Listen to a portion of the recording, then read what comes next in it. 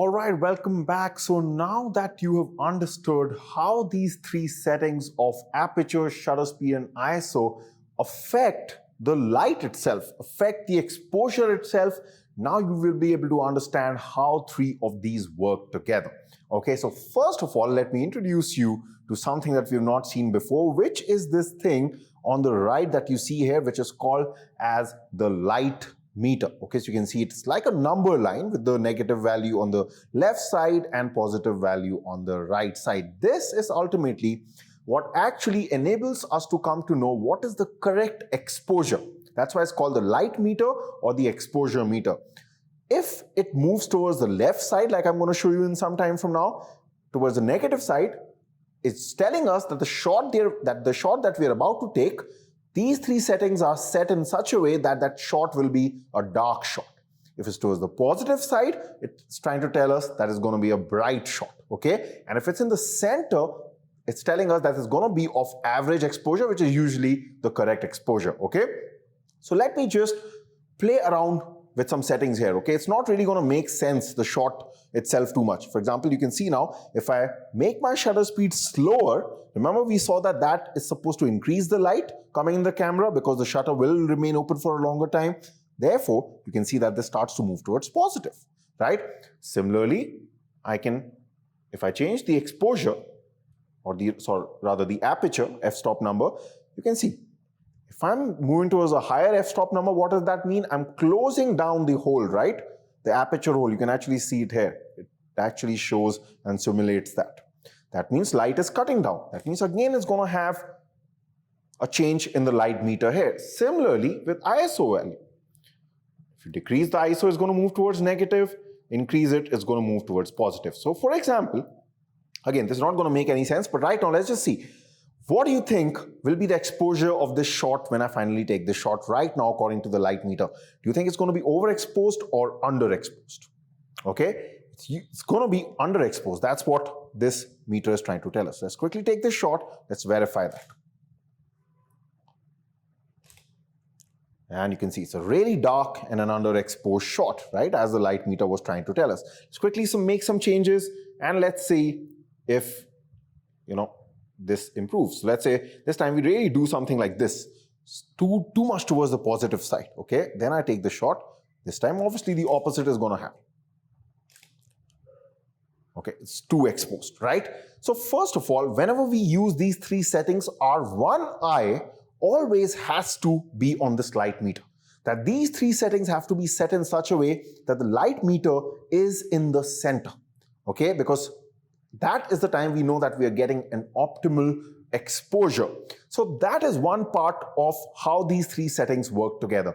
The second part is more about what you're trying to achieve in the shot. You have to change the settings according to that. So let me ask you, in this particular shot, okay, let's try to see what is our objective. And we've already seen this before, right? So let's go setting by setting. First of all, let's talk about aperture. What do you think is our objective in such a shot? Do we want a blurred background or do we want a sharp background?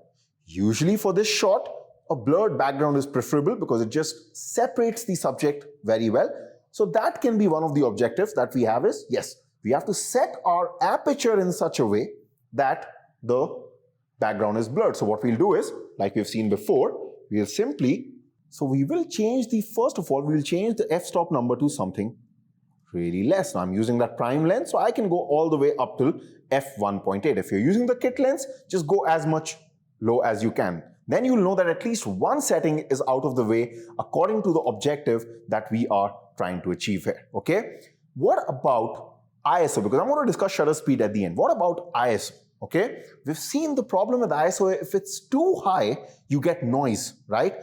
Is noise preferable? No. That means from an ISO point of view, usually whenever we take a shot, we want a clean looking shot, right? So in order to get a clean looking shot, I should decrease the ISO value. And we've seen that at the lowest ISO, that's going to be the best.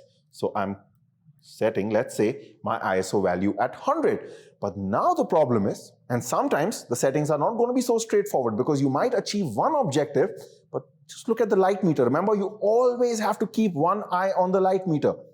because we reduce the ISO value, yes, we're definitely going to get a cleaner shot at ISO 100, but also remember, reducing the ISO reduces the exposure, right, of the shot. So it's not going to be bright, and that's what happened to the light meter. It's telling us, listen, you change the ISO all right, but now if you take the shot, it's going to be dark.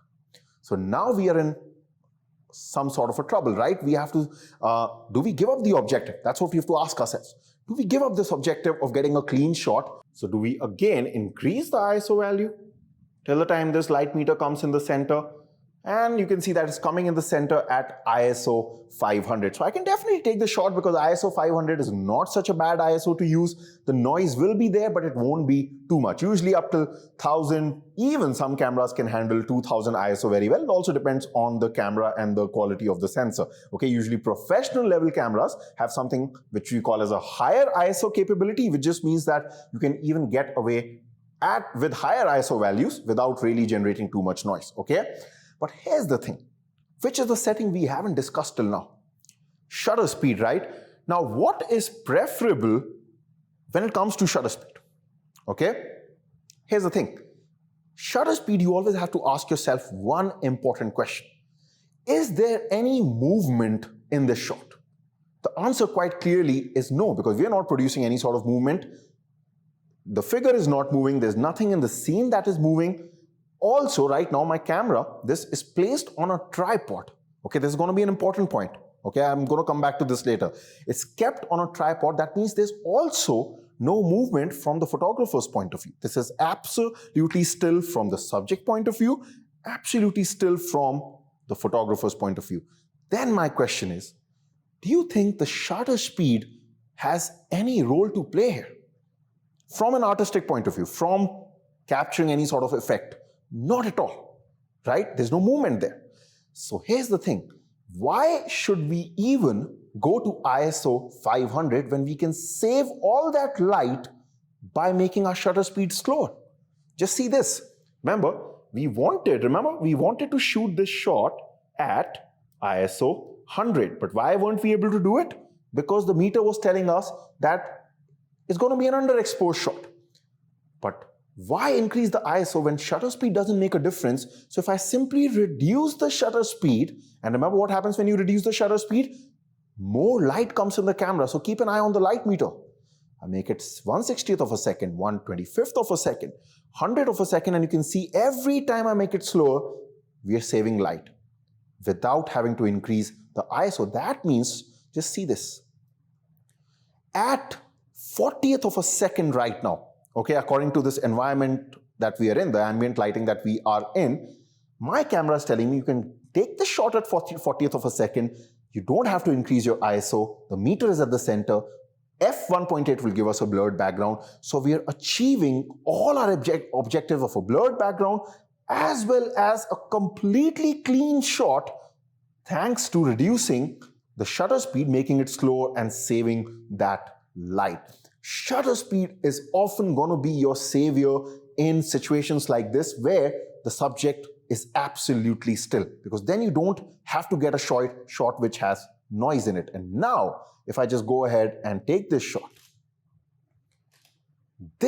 will have all the objectives achieved. The blurred background also, if I just zoom in like this, it is going to be super clean without any noise. So this is how your mind has to work when you're thinking about these three settings along with the light meter. But this was just one scenario, right? There are different shooting scenarios where things can change a bit. That's where I'm going to be showing you now a different shooting scenario, which will be slightly different than this, where we'll have to slightly take different types of calls, okay? Give priority to maybe shutter speed and not some other setting. That can also happen. Also, soon we're going to be discussing about the tripod and how this also helps us and what to do if you are not using a tripod, because that can also change this game a bit, right? So there are certain things still to learn, but at least from this first exercise, I just hope that you are now able to understand how to take at least the basic decisions and all that we've been doing till now. Remember, always I was telling you that I have made some changes, but you keep your focus on this one setting. That's how we were progressing. But after this, I hope that you were able to understand what did I keep in mind when I made the other changes in the settings, which I didn't tell you that. Okay, so you should be able to at least get that much, but let's see some different shooting scenarios also.